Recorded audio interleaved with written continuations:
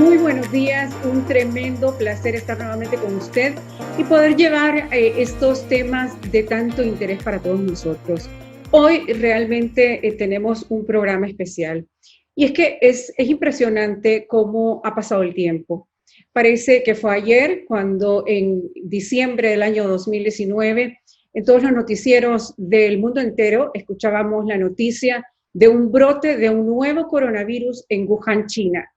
Posteriormente, en marzo de este año, 2020, recibimos la tremenda noticia por parte de la Organización Mundial de la Salud que esta enfermedad se había convertido en pandemia. De esa fecha a nuestros días han transcurrido 10 meses. 10 meses con muchas cicatrices, 10 meses de tristes historias y de mucha devastación en nuestro país, pero igual en el mundo entero. Para entender más o menos cuál es el panorama que tenemos hacia adelante, que nos depara la pandemia del COVID-19, tenemos hoy en nuestro programa el enorme placer de contar con la presencia de un experto en medicina interna, un doctor hondureño que ha dejado muy en alto a nuestro país junto a otro equipo de médicos, y quiero hacer la presentación oficial del doctor Omar Videa, que nos acompaña esta mañana. El doctor Videa, con su amplio currículum, es un médico especialista en medicina interna, experto en enfermedades metabólicas, doctor de la Clínica de Diabetes del Hospital Escuela en Honduras, investigador y científico en temas médicos con aportaciones en revistas en Estados Unidos e Inglaterra, catedrático de la Facultad de Medicina Interna en la Universidad Nacional Autónoma de Honduras, uno de los miembros del equipo de médicos científicos que ha tenido un reconocimiento en todo el mundo por sus aportes en la búsqueda de soluciones para el COVID-19. Es un placer presentarles al doctor Omar Videa en nuestro programa Conversando con Giselle Dávila. Doctor, bienvenido a nuestro programa.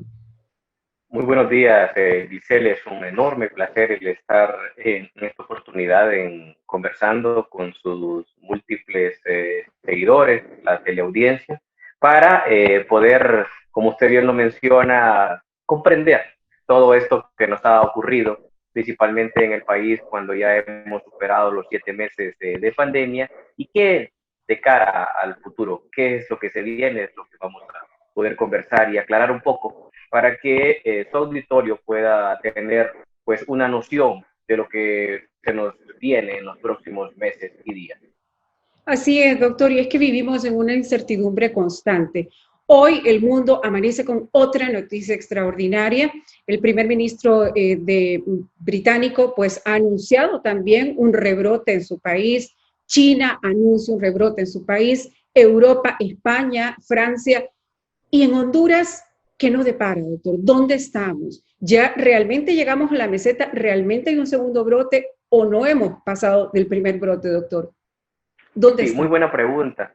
Muy buena pregunta, porque actualmente en el país sabemos que nuestro talón de Aquiles ha sido los métodos diagnósticos. Hemos tenido serios problemas para poder identificar los casos o confirmar los casos de COVID-19 a través de la prueba gold estándar, como es el PCR en tiempo real, el hisopado nasofaríngeo, que ha sido limitado en el país y por ende no nos ha permitido tener un contexto real de la situación, un panorama en el cual pudiéramos visualizar eso. Inducimos por la positividad del número de pruebas que se realizan de manera diaria que hemos estado inicialmente en un ascenso en 2 de los principales departamentos, Francisco Morazán y Cortés.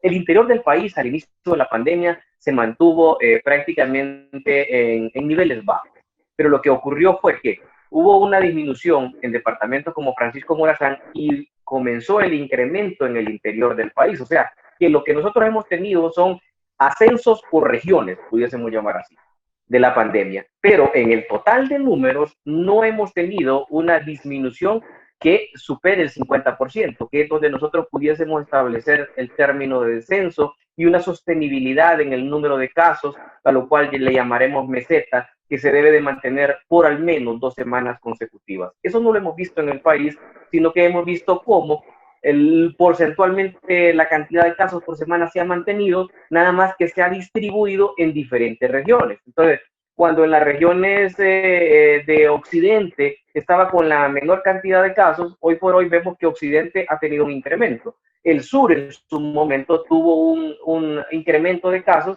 en este momento ha descendido. Entonces, pero al final, en la sumatoria como país, nosotros hemos visto cómo hemos continuado hacia un ascenso y se ha limitado en relación a poder tener un contexto más real el número de pruebas no suficientes de PCR.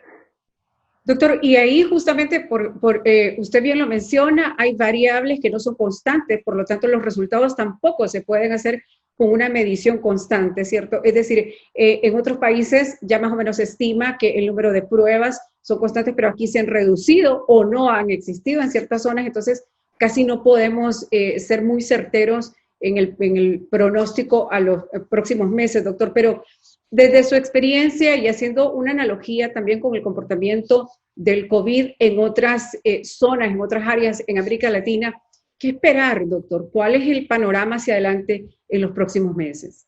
En los siguientes 3 meses, bueno, concluyendo el año, lo que esperaríamos, según pronósticos, es que los casos vengan en incremento. Hemos visto cómo en las últimas 2 semanas se ha visto reflejado ese ascenso.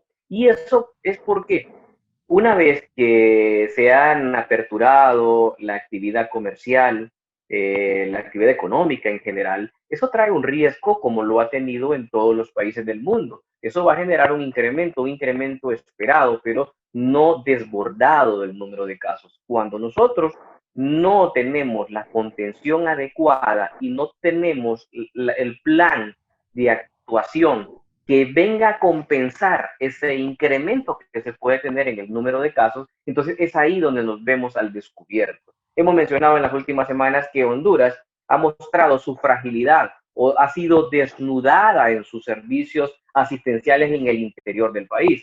Porque cuando nosotros vivimos la etapa de mayo, junio y parte de julio, con el embate que hubo en la capital, en el Distrito Central, vimos que hubieron rápidamente acciones como los centros de triaje que comenzaron a implementarse y a detectar los casos de manera temprana. Eso fue reduciendo la demanda hospitalaria. Pero en los centros o en las comunidades del interior del país no se cuenta con el fortalecimiento de esos triajes y entonces las personas están llegando a nivel hospitalario, pero ya complicadas. Entonces, ante ese panorama y un tipo de relajamiento que hemos visto en la población en general, avisoramos que si no se adoptan medidas, y son medidas con responsabilidad compartida, tanto estatales como nosotros como ciudadanos que tenemos que asumir nuestro rol y nuestra responsabilidad al continuar guardando las medidas de bioseguridad. Y me encanta, doctor, porque justamente este espacio es creado con ese objetivo, con el objetivo de educar, de orientar en esto y en muchísimos temas de interés en nuestra comunidad, en nuestra sociedad. Y sin duda que es una responsabilidad compartida. Y si no lo vemos nosotros en países, bueno, más desarrollados sin duda, con otro tipo de cultura, pero que al final del día le dan a usted una certeza del éxito de acuerdo al comportamiento de su población. Estamos hablando, por ejemplo, Taiwán, que ella, la disciplina, los valores que tiene este país permiten tener entonces un mejor comportamiento también de la población. Un tema que tristemente pues no, de pronto no lo vemos en nuestro país, doctor. Pero para ser bastante puntuales, hay una pregunta que surge y surge y es, ¿cuál sería el final de la pandemia? ¿Cuál sería? ¿Será que nosotros vamos a esperar la vacuna, como aseguran muchos? Esta pregunta la dirijo a usted, doctor, en el sentido de que también la semana pasada se anunció una mala noticia y es que uno de los laboratorios que llevaba un liderazgo en este tema del desarrollo de vacunas ha presentado un paciente que aún habiendo sido vacunado, ha presentado nuevamente positivo con COVID-19. Entonces, ¿qué esperar? Países como el nuestro. ¿Será acaso, y voy a atreverme a hacer una pregunta bastante fuera de lo común, ¿será que tenemos que esperar una vacuna o será que debemos esperar la inmunización del rebaño de lo que tanto se habla y que no desearía nadie que esa fuera una solución a nivel de sociedad, de población? ¿Cuál es su visión sobre eso, doctor? Correcto.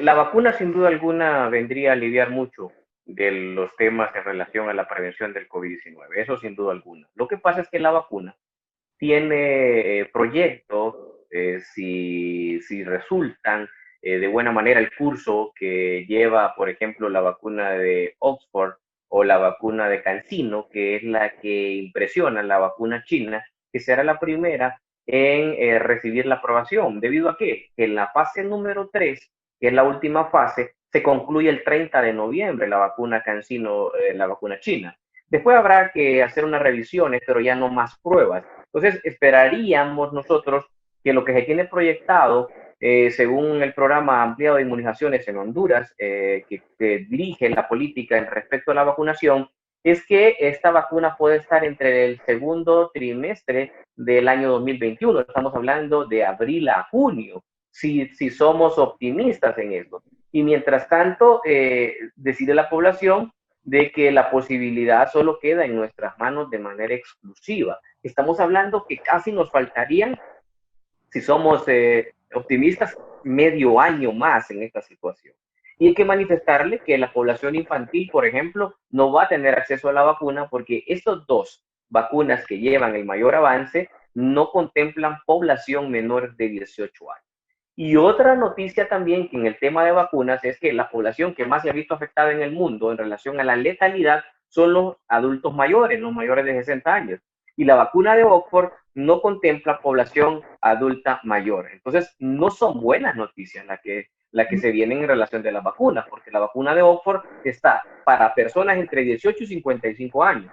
La vacuna de CanSino, la vacuna china, va para mayores de 18 años, sí abarca la población adulta mayor. Pero otra cosa que hay que manifestar también es que las vacunas serán aplicadas en el 20% de la población en Honduras. Eso sea lo que se ha determinado que vendría el porcentaje o la cantidad de vacunas para nosotros. Entonces, realmente la vacuna sí va a ser un paliativo parcial, en el sentido de que va a tener el beneficio para grupos de riesgo, pero nosotros que no estamos contemplados en esas edades, que no tenemos comorbilidades, vamos a estar teniendo ese mismo riesgo de contagio y como esta enfermedad no le garantiza la condición física, el desenlace final. Hemos visto cómo, pues en mi caso personal, yo tuve una neumonía por COVID-19, teniendo una edad contemplada entre los 20 y 40 años, que es el que tiene mejor pronóstico, y sin ninguna enfermedad de base, pero eso se puede dar, y si no es tratado uno de manera adecuada, hay muchas personas jóvenes que lastimosamente han fallecido.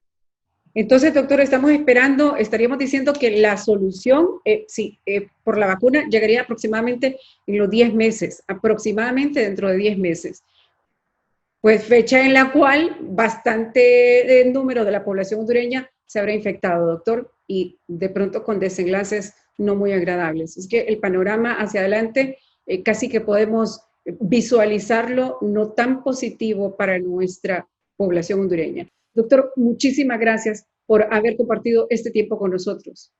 No, agradecerle a usted por esta oportunidad que nos permite de llegar a miles de televidentes y a través de los diferentes sistemas de transmisión de la información. Ha sido un canal muy importante y me siento honrado por sus palabras y sin duda alguna nos compromete, como desde un principio, por el bienestar del país, seguir llevando orientación, generando investigación científica que venga a contribuir a paliar lo que es una lucha en común.